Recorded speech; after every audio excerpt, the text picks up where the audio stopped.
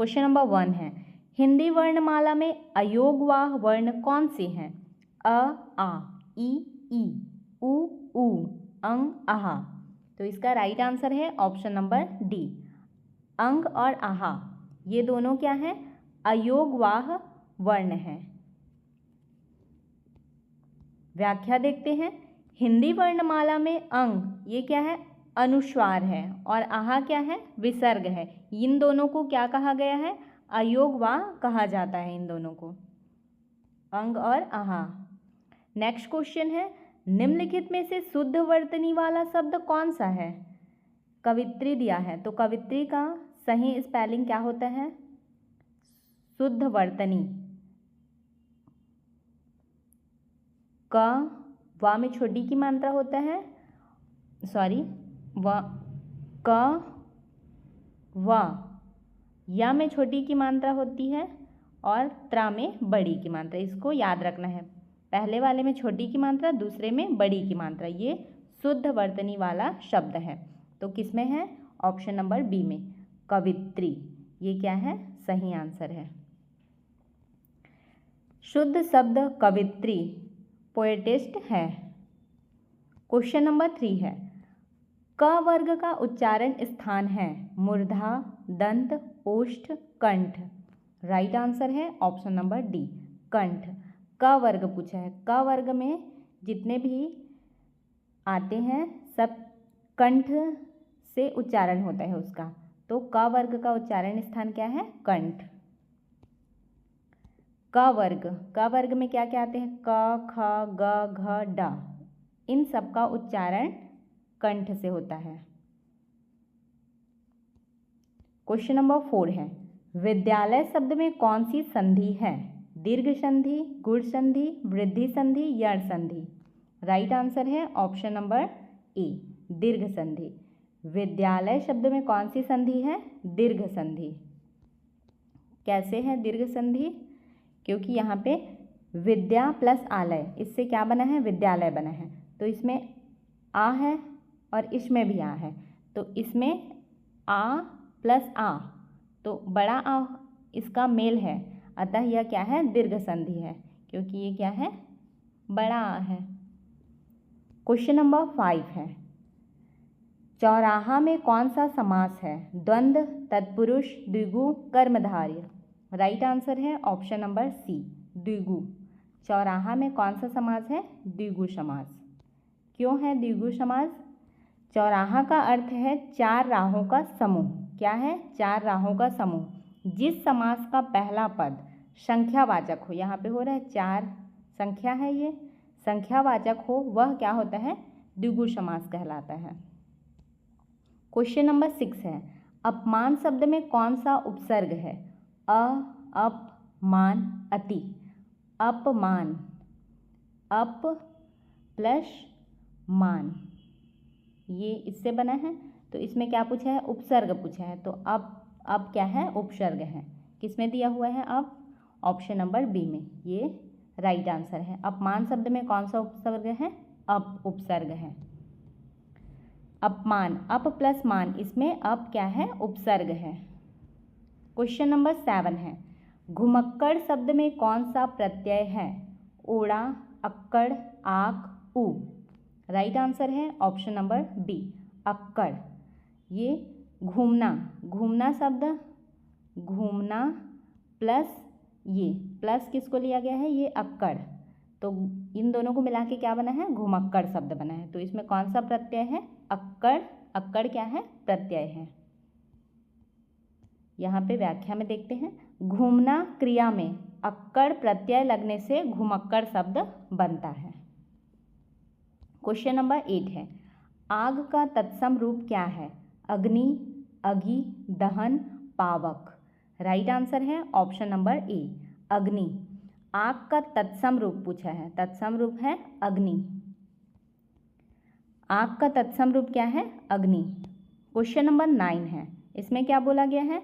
निम्नलिखित में से कौन सा शब्द व्यक्तिवाचक संज्ञा है? गाय, पहाड़, यमुना, आम। राइट आंसर है ऑप्शन नंबर सी, यमुना। ये क्या है? व्यक्तिवाचक संज्ञा है। कैसे व्यक्तिवाचक संज्ञा है ये? यमुना एक विशेष नदी का नाम है, सबको पता है यमुना क्या है, एक विशेष नदी है, इसलिए यह व्यक्तिवाचक संज्ञा है। क्वेश्चन नंबर 10 है, निम्नलिखित में से तत्सम शब्द का चयन कीजिए बोल रहे हैं। आंसू, हाथी, वर्षा, बारात। राइट आंसर है ऑप्शन नंबर सी, वर्षा। ये क्या है? तत्सम शब्द है। वर्षा तत्सम शब्द है, इसका तद्भव रूप क्या है? बरसात है। बरसात या फिर बारिश माना जाता है। अगर यहाँ पे वर्षा का तद्भव क्या होगा पूछा रहता तो बरसात या फिर बारिश। क्वेश्चन नंबर 11 है, विशेषण के मुख्यतः कितने भेद होते हैं? 3, 4, 5, 6। राइट आंसर है ऑप्शन नंबर बी, 4। विशेषण के मुख्यतः 4 प्रकार होते हैं। कौन कौन से हैं देखते हैं। विशेषण के 4 प्रमुख भेद हैं, गुणवाचक, संख्यावाचक, परिणामवाचक और सार्वनामिक। क्वेश्चन नंबर 12 है, हिंदी में कुल कितने मूल सर्वनाम माने जाते हैं? 9, 10, 11, 12। मूल सर्वनाम पूछा है तो मूल सर्वनाम 11 होते हैं। राइट आंसर है ऑप्शन नंबर सी। हिंदी में मूल सर्वनामों की संख्या 11 मानी जाती है।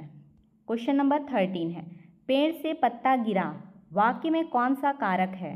करण कारक, संप्रदान कारक, अपादान कारक या फिर कर्म कारक? राइट आंसर है ऑप्शन नंबर सी, अपादान कारक। पेड़ से पत्ता गिरता है इस वाक्य में कौन सा कारक है? अपादान। क्यों है?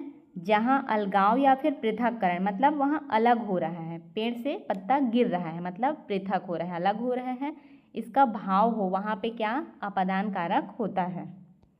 क्वेश्चन नंबर 14 है, सकर्मक क्रिया का उदाहरण छांटिए। राम दौड़ा, पक्षी उड़ रहे हैं, बच्चा रोता है, सीता गीत गाती है। राइट आंसर है ऑप्शन नंबर डी, सीता गीत गाती है। सकर्मक क्रिया का उदाहरण क्या है? सीता गीत गाती है। गीत यहाँ कर्म है, गीत क्या है? कर्म है, इसलिए यह क्रिया क्या है? सकर्मक क्रिया है। क्वेश्चन नंबर 15 है, दही शब्द का लिंग क्या है? स्त्रीलिंग, पुल्लिंग, उभयलिंग, इनमें से कोई नहीं। राइट आंसर है ऑप्शन नंबर बी, पुल्लिंग। दही क्या है? पुल्लिंग है। उदाहरण, दही खट्टा है। क्वेश्चन नंबर 16 है, अमृत का पर्यायवाची शब्द नहीं है बोल रहे हैं। सुधा, पीयूष, अमीय, रसाल। तो रसाल हो जाएगा क्योंकि नहीं है पूछा है, रसाल। राइट आंसर है ऑप्शन नंबर डी। रसाल क्या है? रसाल आम का पर्यायवाची है, अमृत का नहीं। क्वेश्चन नंबर 17 है, राम ने रावण को मारा इस वाक्य में कौन सा काल है? सामान्य भूतकाल, आसन्न भूतकाल, पूर्ण भूतकाल, अपूर्ण भूतकाल। राइट आंसर है ऑप्शन नंबर ए, सामान्य भूतकाल है। राम ने रावण को मारा, इस वाक्य में कौन सा काल है? सामान्य भूतकाल। क्वेश्चन नंबर 18 है, जगम का विलोम शब्द क्या है? अगम, दुर्गम, स्थावर, चंचल। राइट आंसर है ऑप्शन नंबर सी, स्थावर। जगम का विलोम शब्द पूछा है तो स्थावर। जगम क्या है? चलायमान है और स्थावर क्या है? स्थिर है। क्वेश्चन नंबर 19 है, शब्द युग्म अनिल और अनल दिया हुआ है का सही अर्थ क्या है? हवा, आग, आग, हवा, पानी, हवा, हवा, पानी दिया है तो अनिल का क्या होता है? अनिल का होता है हवा और अनल का होता है आग। ऑप्शन नंबर ए क्या है? राइट आंसर है। अनिल, अनल, हवा, आग। क्वेश्चन नंबर 20 है, जिसके समान कोई दूसरा ना हो के लिए एक शब्द है। अलौकिक, स्वर्गिक, अद्वितीय, अप्रतिम। राइट आंसर है ऑप्शन नंबर सी, अद्वितीय। जिसके समान कोई दूसरा ना हो के लिए एक शब्द क्या है? अद्वितीय। जिसका कोई दूसरा समान ना हो वह अद्वितीय कहलाता है। क्वेश्चन नंबर 21 है, कनक शब्द का अनेकार्थी अर्थ नहीं है। सोना, धतूरा, गेहूँ, चांदी। तो इसका राइट आंसर क्या है? ऑप्शन नंबर डी, चांदी। कनक के अर्थ सोना, धतूरा, गेहूँ, ये क्या है? कनक के अर्थ हैं, लेकिन चांदी नहीं है। क्वेश्चन नंबर 22 है, मुहावरा ईद का चांद होना का क्या अर्थ है? बहुत दिनों बाद दिखाई देना, बहुत खुश होना, त्यौहार मनाना या फिर दुखी होना। राइट आंसर है ऑप्शन नंबर ए, बहुत दिनों के बाद दिखाई देना। ईद का चांद होना, इसका क्या अर्थ है? बहुत दिनों के बाद दिखाई देना। यह मुहावरा किसी व्यक्ति के बहुत लंबे समय बाद दिखाई देने के लिए प्रयोग किया जाता है। कोई इंसान बहुत टाइम बाद दिखाई देता है तो उसको क्या बोला जाता है? आप ईद के चांद हो गए थे। क्वेश्चन नंबर 23 है, लोकोक्ति अध जल गगरी छलकत जाए का सही अर्थ क्या है? पूरी भरी गगरी नहीं छलकती, अज्ञानी व्यक्ति, ओझा आदमी अधिक इतराता है, विद्वान व्यक्ति। इसका राइट आंसर है ऑप्शन नंबर सी, ओझा आदमी अधिक इतराता है। अध जल गगरी छलकत जाए, इसका सही अर्थ क्या है? ओझा व आदमी क्या करता है? अधिक इतराता है। बोलने का मतलब क्या है? कम ज्ञान या फिर कम गुण वाला व्यक्ति अपने ज्ञान का अधिक प्रदर्शन करता है। क्वेश्चन नंबर 24 है, श्रृंगार रस का स्थायी भाव क्या है? रति, हास्य, शोक, भय। राइट आंसर है ऑप्शन नंबर ए, रति। श्रृंगार रस का स्थायी भाव क्या है? रति। श्रृंगार रस का स्थायी भाव रति मतलब क्या होता है? प्रेम। क्वेश्चन नंबर 25 है, हिंदी दिवस कब मनाया जाता है? 14 सितंबर, 10 जनवरी, 2 अक्टूबर, 5 सितंबर। राइट आंसर है ऑप्शन नंबर ए, 14 सितंबर को हिंदी दिवस मनाया जाता है। 14 सितंबर 1949 को हिंदी को संघ की राजभाषा के रूप में स्वीकार किया गया था, इसलिए 14 सितंबर को हिंदी दिवस मनाया जाता है। क्वेश्चन नंबर 26 है, दोहा छंद के प्रथम और तृतीय चरण में कितनी मात्राएं होती हैं? 11, 13, 16, 12। प्रथम और तृतीय चरण में पूछा है, तो इसका राइट आंसर है ऑप्शन नंबर बी, 13। दोहा छंद के प्रथम और तृतीय चरण में 13 मात्राएं होती हैं। व्याख्या में बोला गया है, दोहा छंद में प्रथम और तृतीय चरण में 13 मात्राएं तथा द्वितीय और चतुर्थ चरण में 11 मात्राएं होती हैं। क्वेश्चन नंबर 27 है, कनक कनक ते 100 गुनी मादकता अधिकाय में कौन सा अलंकार है? उपमा, यमक, श्लेष, अनुप्रास। राइट आंसर है ऑप्शन नंबर बी, यमक अलंकार। यहाँ पे कनक कनक ये शब्द 2 बार आया है, लेकिन दोनों के अर्थ अलग अलग हैं, इसलिए क्या है? ये यमक अलंकार है। यहाँ कनक शब्द 2 बार आया है और दोनों बार उसका अर्थ अलग है, एक बार सोना और धतूरा, इसलिए यमक अलंकार है। जहाँ पे एक ही शब्द 2 बार आता है और उसके अर्थ अलग अलग होते हैं, वहाँ क्या होता है? यमक अलंकार होता है। क्वेश्चन नंबर 28 है, प्रसिद्ध उपन्यास गोदान के लेखक कौन हैं? जयशंकर प्रसाद, मुंशी प्रेमचंद, महादेवी वर्मा, धर्मवीर भारती।